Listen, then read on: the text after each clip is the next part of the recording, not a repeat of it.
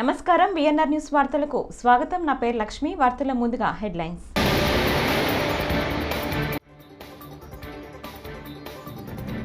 Experium park ప్రారంభోత్సవంలో పాల్గొన్న CM Revanth, Chiranjeevi.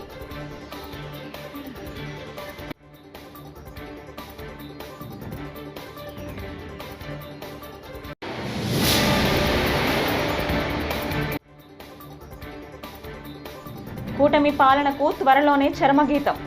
YSRCP రాష్ట్ర అధికార ప్రతినిధి భూమన కరుణాకర్ రెడ్డి ధ్వజం.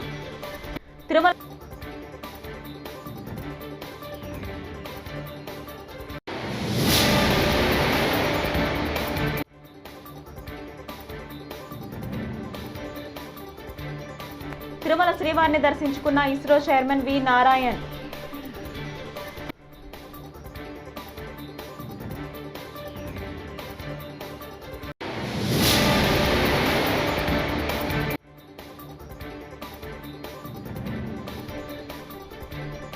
జనసేన పార్టీ ప్రధాన కార్యదర్శి శ్రీ కొనిదెల నాగబాబు గారి సమక్షంలో జనసేన పార్టీలో చేరికలు.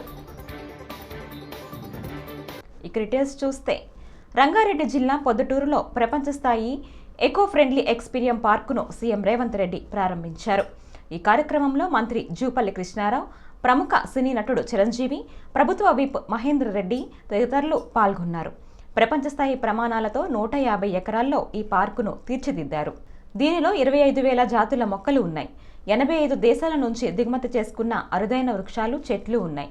ఎక్స్పీరియం పార్కులో 1,00,000 నుంచి 3.5 కోట్లు విలువ చేసే అరుదైన వృక్షాలను, ఇప్పటికే పలు వృక్షాలను సినీ, రాజకీయ, వ్యాపార ప్రముఖులు కొనుగోలు చేశారు.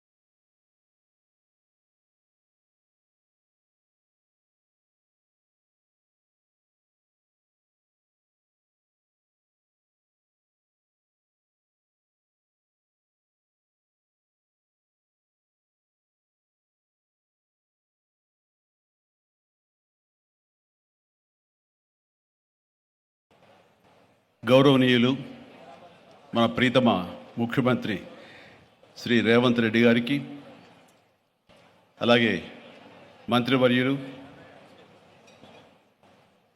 టూరిజం మినిస్టర్ జూపల్లి కృష్ణారావు గారికి, ఇతర శాసనసభ్యులకు, ఎంపీ పార్లమెంట్ సభ్యులకు, మా సీఎం రమేష్ గారికి, ఇతర ఆహ్వానితులకు, నాయకులకు, మీడియా మిత్రులకు, ఇక్కడ విచ్చేసినటువంటి ఆహ్వానితులకు, అలాగే ఇక్కడ పనిచేస్తున్నటువంటి కార్మికులకు, ప్రతి ఒక్కరికి నా హృదయపూర్వక నమస్కారాలు. ఈ ప్లేసు మీ అందరికంటే నాకు ముందు తెలుసు. 2000 సంవత్సరంలో రామ్దేవ్ ఇది ప్రారంభించినప్పుడు ఇక్కడ కొన్ని మొక్కలు పాంప్లెట్ వేసి మా ఇంటికి తీసుకొచ్చి, మీరు ఇల్లు కడుతున్నారు, ఏదైనా ఉపయోగపడుతుంది చూడండి అంటే, వెంటనే ఎంత ముచ్చరేసిందంటే, ఎప్పుడో విదేశాలకు వెళ్ళినప్పుడు ఇలాంటి మొక్కలు, ఇలాంటి కళాకృతులు, ఇలాంటి అద్భుతమైనటువంటి సజీవ శిల్పాలు, జీవం ఉన్నటువంటి ఇలాంటివి చూస్తుంటే, ఇలాంటివి మనం తీసుకెళ్ళిపోతే బాగుండే, వాడ షిప్లో తీసుకెళ్తే బాగుండే అని అంత టెంప్ట్ అయ్యేవాడిని. అలాంటిది ఇక్కడ హైదరాబాదులో ఈ శివారుల్లో ఒకటి లభిస్తుందంటే కనుక చాలా ఆనందంగా ఉంటుంది. రామ్దేవ్ ఫస్ట్ ఆఫ్ ఆల్ నేను కూర్చున్న చోట బయట కనపడకుండా నాకు ఏదైనా ఫెన్సింగ్ లాగా ఉండాలి, అలాంటి గుబురుగా ఉండకూడదు అంటే అక్కడ చక్కగా కొమ్మల్ని ఒక ఫెన్సింగ్ లాగా. సూపర్ 6 హామీలపై పచ్చి అబద్ధాలు చెబుతూ కోట్లాది మందిని చంద్రబాబు మోసం చేస్తున్నారని వైఎస్ఆర్సీపీ అధికార ప్రతినిధి భూమన కరుణాకర్ రెడ్డి మండిపడ్డారు. చంద్రబాబు అబద్ధాల బుద్ధుడని, ఆయన మోసపు హామీలు ఒంటికన్ను నక్క కథ గుర్తుకు వస్తుందన్నారు. 7 నెలలుగా మోసం, అవినీతి, వంచన, దోపిడీ, దౌర్జన్యాలతో పాలన సాగిస్తున్న కూటమి ప్రభుత్వానికి ప్రజలు చరమగీతం పాడే రోజులు త్వరలోనే రాబోతున్నాయని వైఎస్ఆర్సీపీ అధికార ప్రతినిధి, టీటీడీ మాజీ చైర్మన్ భూమన కరుణాకర్ రెడ్డి హెచ్చరించారు.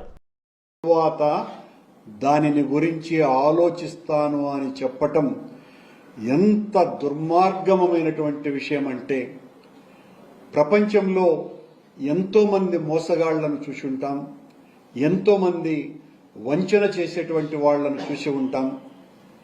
కానీ ఒక ప్రజానాయకుడిగా ఉండి ప్రజలకు మేలు చేయటానికే కారణజన్ముడుగా జన్మించినాను అని తన అనుయాయుల చేత పొగిడించుకునేటువంటి చంద్రబాబు నాయుడు గారు చేసినటువంటి ఈ ప్రజా వంచన అన్నింటికంటే చాలా దుర్మార్గమైనటువంటిది. నేను అధికారంలోకి వస్తే తల్లికి వందనం పేరుతో ప్రతి ఒక్కరికి బిడ్డకు 15,000 రూపాయలు ఇస్తానని చెప్పినటువంటి వ్యక్తి, అన్నదాతలకు 20,000 రూపాయల సహాయం చేస్తానన్నటువంటి వ్యక్తి, ప్రతి సంవత్సరము నిరుద్యోగుడికి ప్రతి ఒక్కడికి కూడా 3,000 రూపాయల భృతి ఇస్తానని చెప్పినటువంటి వ్యక్తి, 50 ఏళ్లు నిండినటువంటి మహిళలకు అందరికీ కూడా ప్రతి సంవత్సరము 18,500 ఆర్థిక సహాయం చేస్తానని చెప్పినటువంటి వ్యక్తి ఈ రోజున రాష్ట్ర ఆర్థిక పరిస్థితి దుర్మార్గంగా ఉంది కాబట్టి నేను చేయలేను అని చెప్పటం.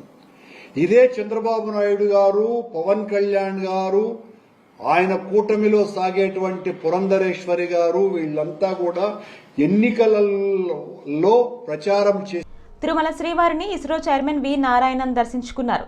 మంగళవారం వీఐపీ ప్రారంభ విరామ దర్శన సమయంలో ఆయన కుటుంబ సభ్యులతో కలిసి స్వామివారి సేవలో పాల్గొన్నారు. తిరుమల తిరుపతి దేవస్థానం అధికారులు ఆయనకు స్వాగతం పలికి దర్శనం ఏర్పాట్లు చేశారు. దర్శనం అనంతరం నారాయణన్కు రంగనాయకుల మండపంలో పండితులు ఆశీర్వచనం చేసి స్వామివారి తీర్థ ప్రసాదాలను అందజేశారు. ఈ నెల 29న GSLV-F 15 వాహన నౌకను ప్రయోగిస్తున్నట్లు తెలిపారు. ఇది శ్రీహరికోట నుంచి చేపట్టే 100వ ప్రయోగమని ఆయన వెల్లడించారు.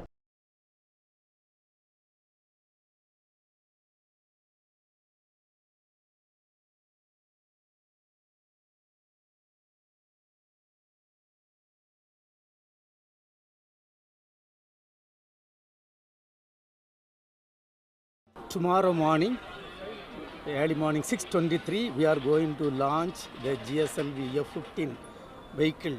Is going to launch the second satellite of the navigation series satellite NVS-02 from Sriharikota. This spacecraft will be used for navigation purpose and it will be used for multiple functions. This is very important to inform all of you. This is the 100th launch from Sriharikota, the first launch being the SLV-3 E1 launch in the year 1979. So we have come a long way, growing to greater and greater heights with the team ISRO's work and the academic institutions contribution and industry contribution. We have come to greater heights, and tomorrow morning we'll have this great accomplishment, which is the 100th launch from Sriharikota. జనసేనలో కొత్తగా చేరేవారు క్రమశిక్షణకు కట్టుబడి ఉండాలి. ముఖ్యంగా YCP నుంచి వచ్చేవారు వారి వ్యక్తిగత అజెండాలు వదిలిపెట్టాలి. ప్రజా సంక్షేమానికి ప్రథమ ప్రాధాన్యం ఇవ్వాలి అని జనసేన ప్రధాన కార్యదర్శి కె నాగబాబు సూచించారు. సోమవారం మంగళగిరిలోని పార్టీ కార్యాలయంలో పీలేరు, పుంగనూరు, చంద్రగిరి, నందిగామ నియోజకవర్గాలకు చెందిన పలువురు వైసీపీ నాయకులు జనసేనలో చేరారు. వీరందరికీ నాగబాబు పార్టీ కండువా కప్పి సాదరంగా ఆహ్వానించారు. కార్యక్రమంలో ఎమ్మెల్సీ పిడుగు హరిప్రసాద్, వేములపాటి అజయ్ కుమార్, చిలకం మధుసూదన్ రెడ్డి, సామినేని ఉదయభాను ఇతరులు తదితర నాయకులు పాల్గొన్నారు.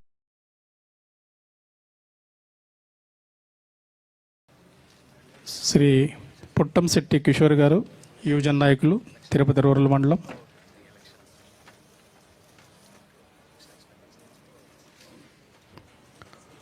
పగడాల సునీల్ గారికి కండవ వీసా ఆహ్వానించారు. పుట్టంశెట్టి కిషోర్ గారు, తిరుపతి రూరల్ మండలం. శ్రీ సి ప్రసాద్ గారు, YSRCP youth leader, Tirupati rural మండలం.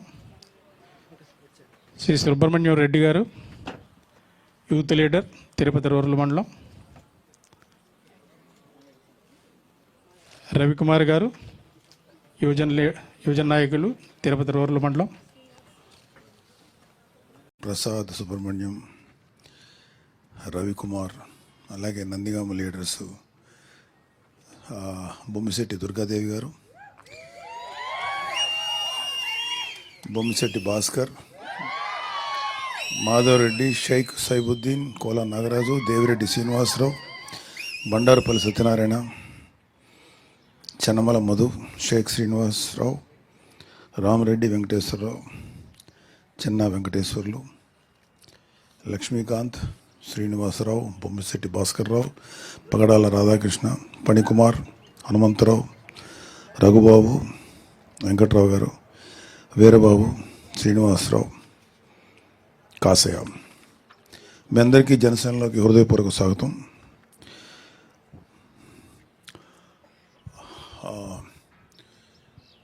మీరందరూ మీ నేపథ్యం, మీరు ఏ పార్టీ నుంచి వచ్చారా, లేకపోతే అసలు ఏ పార్టీ లేకుండా ఫస్ట్ టైం చేరుతున్నారా, ఎన్నిటి మీద నేను మాట్లాడదలుచుకోలేదు. ఖచ్చితంగా జనసేన పార్టీ అంటే ఒక ఖచ్చితమైన డిసిప్లిన్ ఉంటుంది. మా అందరి ఫస్ట్ ఏజెండా ప్రజల వెల్ఫేరు, ప్రజల బాగోగులు చూడటం. ఎన్నికలకు ముందు ప్రజలకు ఇచ్చిన హామీలను నెరవేర్చమని సీఎం చంద్రబాబు స్వయంగా తన అసమర్థతను అంగీకరిస్తున్నారని మాజీ మంత్రి వైఎస్ఆర్సీపీ గుంటూరు జిల్లా అధ్యక్షుడు అంబటి రాంబాబు మండిపడ్డారు. గుంటూరులోని క్యాంపు కార్యాలయంలో సోమవారం మీడియాతో మాట్లాడుతూ గత వైఎస్ఆర్సీపీ ప్రభుత్వ హయాంలో ఆర్థిక వ్యవస్థను విధ్వంసం చేశారని, అందువల్లే ఇప్పుడు ప్రజలకు ఇచ్చిన ఏ హామీని తాను అమలు చేయలేనని చంద్రబాబు ప్రకటించడం ఆయన దివాలా కొరతనంకు నిదర్శనమని ఆగ్రహం వ్యక్తం చేశారు. దావోస్ వెళ్ళంగానే చంద్రబాబు నాయుడు గారు చాలా సీనియర్ మోస్ట్, ఇండస్ట్రీలు అందరికీ కూడా పరిచయాలు ఉన్నాయి, ఆయన అద్భుతమైనటువంటి పెట్టుబడులు తీసుకొచ్చేస్తారు రాష్ట్రానికి అనేటువంటి ఒక ప్రచారం చేసుకున్నారు. వాళ్ళ పేపర్లు ప్రచారం చేసుకున్నారు. చివరికి 2 చేతులు ఊగించుకుంటూ వచ్చారండి. పెట్టుబడులు ఏంటి అంటే 0, ఎంఓఐ 0, ఖర్చులు చెప్పట్లే ఇంతవరకు. నేను అడిగా మొన్న ట్విట్టర్లో, అయ్యా చంద్రబాబు నాయుడు గారు, దావోసు మీ బృందం వెళ్ళడానికి ఎన్ని కోట్ల రూపాయలు ఖర్చు పెట్టారు చెప్పండి, ఎన్ని పెట్టుబడులు తీసుకొచ్చారు? పెట్టుబడులు 0, ఖర్చు మాత్రం చెప్పరు. నేను అడుగుతా ఉన్నా, ఇవాళ సమాధానం చెప్పండి. ఎన్ని కోట్ల రూపాయలు ఇక్కడ మీరు ఖర్చు పెట్టారు వెళ్ళడానికి రావడానికి? కనీసం దారి ఖర్చులకు పనికొచ్చేటటువంటి ఎంఓఐలైనా చేసుకున్నారా, పెట్టుబడులైనా తీసుకొచ్చారా అంటే చంద్రబాబు నాయుడు గారు జనమంతా ఇలా అంటున్నారని చెప్పేసి ఆయన మన అక్కడ ఒక విచిత్రమైన మాట మాట్లాడాడు.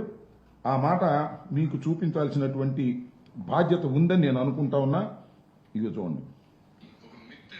చేశారు మీరు మీడియా కానీ కొంతమంది కానీ, ఏది దావోసు పోతే ఎంఓయూలు చేసుకోవాలి, మళ్ళీ ఎంఓయూలు ఏమైనా అడిగే వాళ్ళు ఉంటారు. కాగితం మీద పెట్టేసి అదేదో చేయడం అది కాదు, కరెక్ట్ కాదు. Yes, I'm very happy. There is a good competition among states. ప్రధాన కేరళలో ఉండే కమ్యూనిస్ట్ గవర్నమెంట్ కూడా పోటీ పడే పరిస్థితికి వచ్చారు. విన్నారుగా, మళ్ళీ వినిపించాలా అంటే ఏంటంటే ఆయన చెప్పేది ఒక మిత్ అంట. దావోస్ వెళితే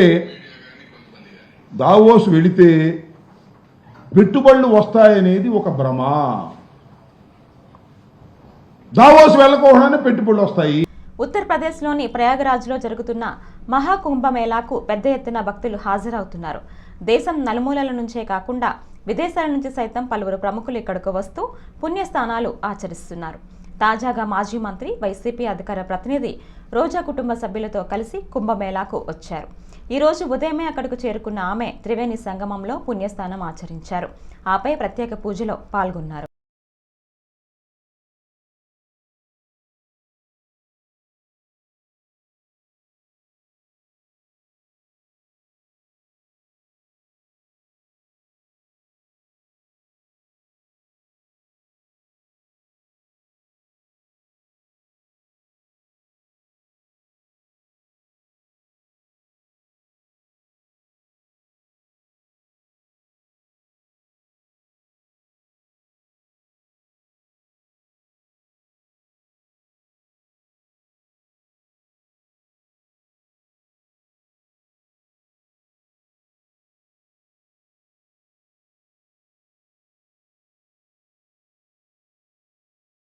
అన్నమయ్య జిల్లాలోని ములకల చెరువు కస్తూర్బా గాంధీ బాలిక విద్యాలయం కేజీబీవీలో జరిగిన సామాజిక తనిఖీల్లో దారుణ విషయాలు వెలుగులోకి వచ్చాయి. నెలసరి సమయాల్లో సిబ్బందిని శానిటరీ ప్యాడ్లు అడిగితే పీరియడ్స్ చూపించమంటున్నారని బాలికలు వాపోయారని తనిఖీలు చేసిన వారు చెప్పారు. తలస్నానం చేస్తే 100 రూపాయలు ఇవ్వాలని డిమాండ్ చేస్తున్నారని, తెల్లవారుజామున 4 గంటలకే నిద్రలేపి చపాతీలు చేయిస్తున్నారని తెలిపారు. పురుగుల అన్నం పెడుతున్నారని ఆవేదన వ్యక్తం చేశారు. ప్రశ్నిస్తే బెదిరిస్తున్నారని చెప్పారు. అందరికీ నమస్కారం అండి. మెయిన్గా ఇక్కడ ఆడపిల్లలు విషయానికి వస్తే వీళ్ళు నెలసరి అయ్యే సమయంలో వీళ్ళు శానిటరీస్కి సంబంధించి రిజిస్టర్లోనేమో 5గా రికార్డ్ చేసి వాళ్ళకేమో 2 అనేవి ఇవ్వడం జరుగుతుంది. అలాగే వీళ్ళు అదే నెలసరి అయ్యే సమయంలో మేము నెలసరి అయ్యాము, మాకు శానిటరీస్ కావాలి అన్నా కూడా మీరు అయ్యారో లేదో మాకు ఎట్లా తెలుసు, చూపించండి, అట్లయితేనే ఇస్తాము అనే విధంగా కూడా స్టాఫ్ అంటున్నారు. తర్వాత వీళ్ళు తలకి స్నానం చేసే సమయంలో ప్రతి స్టూడెంట్ నుంచి 100 రూపీస్ అనే అమౌంట్ అనేది కలెక్ట్ చేయడం జరుగుతుందని పిల్లలు మనకు తెలియజేశారు. అనేది టేస్ట్గా ఫుడ్ టేస్ట్గా ఉండడం లేదు, క్వాలిటీ ఉండడం లేదు. ఎవరైనా విజిట్కి వస్తున్నారు అనే సమయంలో మాత్రమే బాగా వండుతున్నారు, తర్వాత బాగా వండడం లేదు, మెనూ ప్రకారం కూడా పెట్టడం లేదు అని తెలియజేశారు. మేము ఏమైనా కంప్లైంట్ చేస్తే కంప్లైంట్ చేసిన తర్వాత అందరూ వెళ్ళిపోయిన తర్వాత మమ్మల్ని అందరినీ పనిష్ చేయడం అనేది జరుగుతుంది అని పిల్లలు తెలియజేశారండి.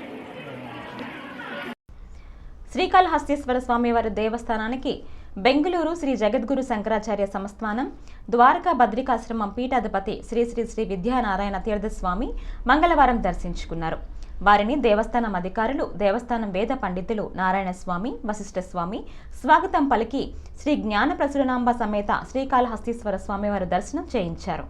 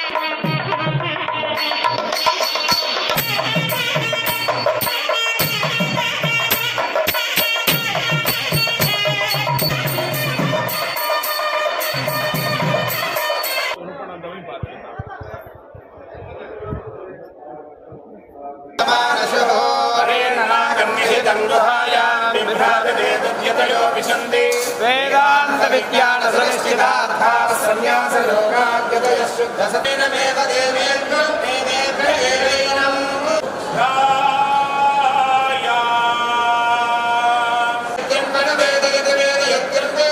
ఏపీ సీఎం నారా చంద్రబాబు నాయుడు విద్యా, ఐటీ శాఖ మంత్రి లోకేష్ దావోస్ పర్యటన విజయవంతం కావటం సంతోషదాయకమని ప్రభుత్వ విప్ గంగాధర నెల్లూరు నియోజకవర్గ ఎమ్మెల్యే డాక్టర్ థామస్ అన్నారు.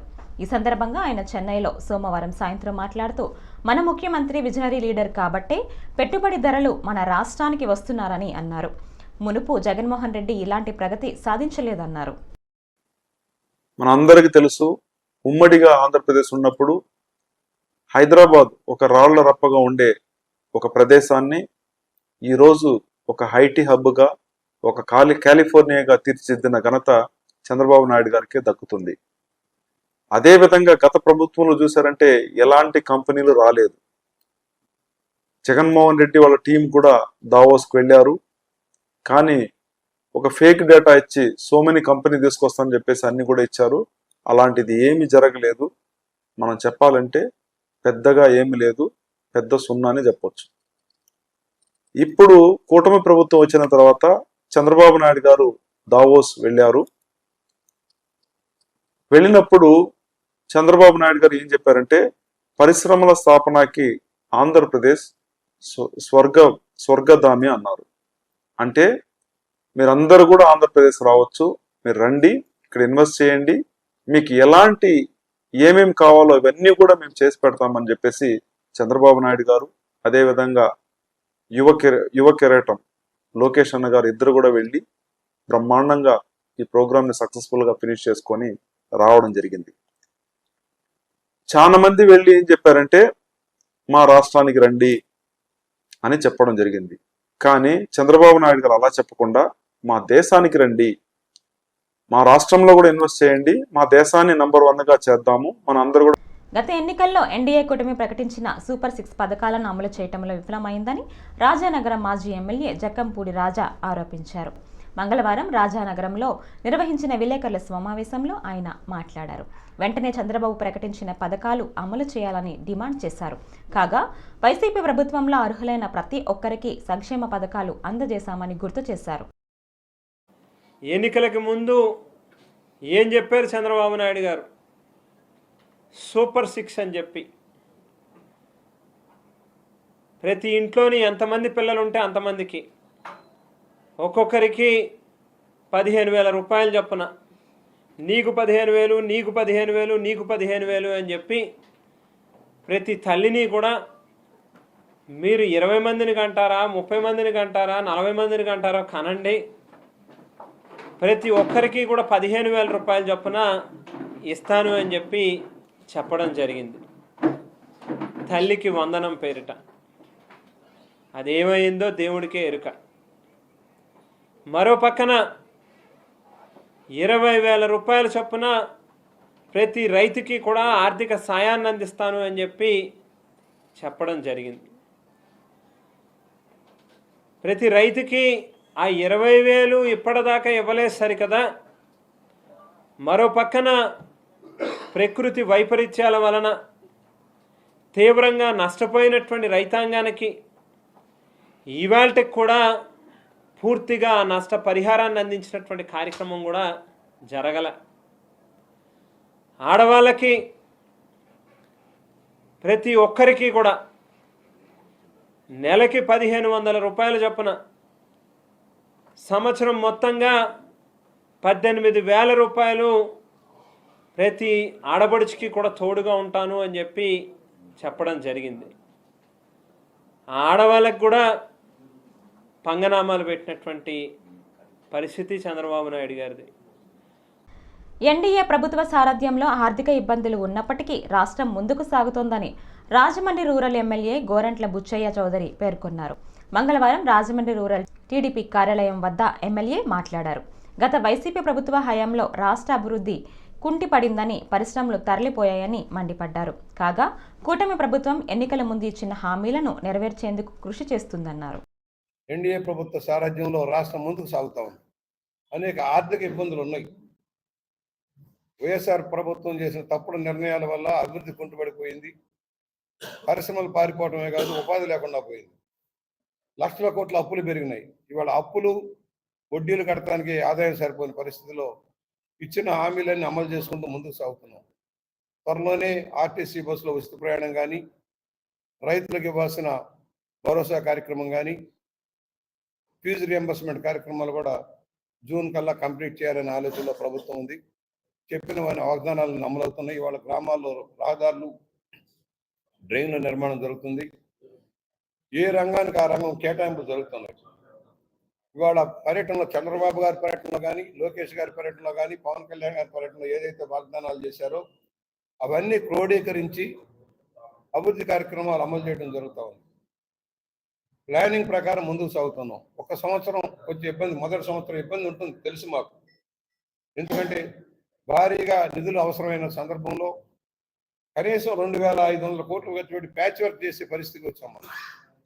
ఇవాళ కొత్తగా రహదారుల నిర్మాణం కోసం ముందుకెళ్తున్నాం. కేంద్ర ప్రభుత్వ పథకాలన్నీ అమలు చేస్తున్నాం. కేంద్ర ప్రభుత్వ పథకాలన్నీ పక్కదారి పట్టిపోయినాయి. మళ్ళీ కేంద్ర ప్రభుత్వం హౌసింగ్లో కానీ, లేక పవర్ సెక్టర్లో కానీ, ఇరిగేషన్ సెక్టర్లో కానీ, రైల్వే సెక్టర్లో కానీ, నేషనల్ హైవేస్ విషయంలో కానీ అన్ని సెక్టర్లు కూడా గమనంలోకి తీసుకుని వివిధ కేటాయింపులు జరుగుతూ ఉన్నాయి. మల్టీ లెవెల్ డెవలప్మెంట్లో ముందుకు సాగేదాని కోసం కార్యక్రమంతో ముందుకు సాగుతున్నాం.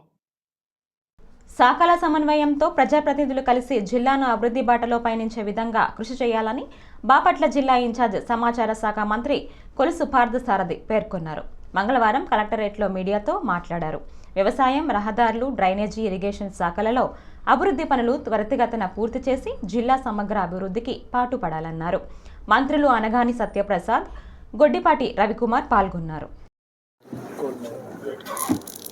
అందరూ కూడా మన డిపార్ట్మెంట్ అన్ని డిపార్ట్మెంట్ కూడా అధికారులు చాలా బాగా పనిచేస్తున్నట్లు అర్థమవుతా ఉంది. కానీ ప్రభుత్వ ఆలోచనలు ఏదైతే ఉన్నాయో వాటన్నిటినీ కూడా ఇంకా ప్రజల దగ్గరికి తీసుకెళ్ళడానికి ఇంకా బాగా పనిచేయాల్సిన అవసరం ఉందని చెప్పేసి కూడా భావిస్తూ ఉన్నాను.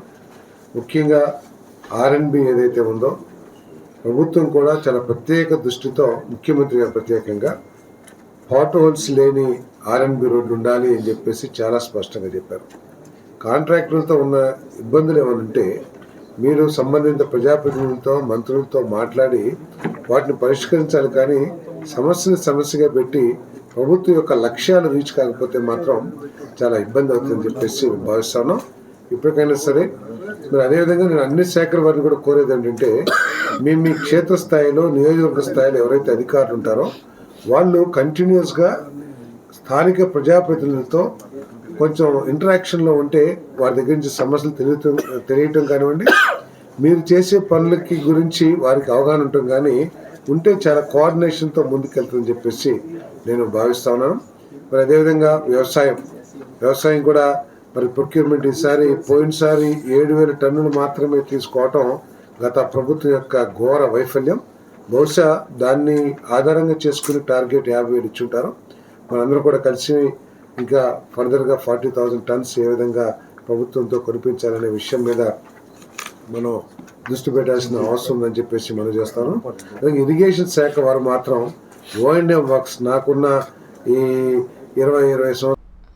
ఈ వార్తలు ఇంతటితో సమాప్తం. నమస్కారం.